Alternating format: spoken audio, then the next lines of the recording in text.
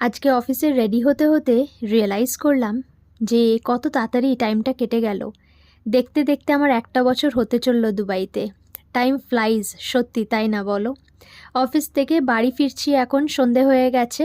বাড়ি গিয়ে আমি হালকা কিছু খেয়ে নিয়েছিলাম। আমার গেঞ্জিটা যাওয়া একটা ভালো গেঞ্জি ছিল, শেষ গেল। তো কি হচ্ছে, আমার বিয়ের পরে পড়তে আর ইচ্ছা নিজের কিছু হয়েছে। থাকে না, বাস। আমি তন্ময় টি শার্ট পরে নিয়েছিলাম। আজকে তন্ময় ডিউটি থেকে আসার পর ওকে নিয়ে বেরোলাম, বললাম যে চলো ট্রিট দেবো আমি।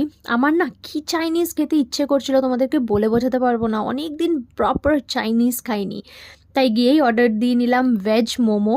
এদিকে এগ শেজওয়ান ফ্রাইড রাইস ছিল, চিলি চিকেন ছিল, যেগুলো খুব ঝাল ছিল। তারপর সুপার মার্কেটে ঢুকে টুকটাক মশলাপাতি, একটু ফল, এগুলো নিয়ে নিলাম, কারণ মর্নিং শিফট স্টার্ট হচ্ছে আমার। তাই আজকে ভিডিওটা ভালো লাগলে লাইক করে দিও, সাথে থেকো, পাশে থেকো, লোডস অফ লাভ।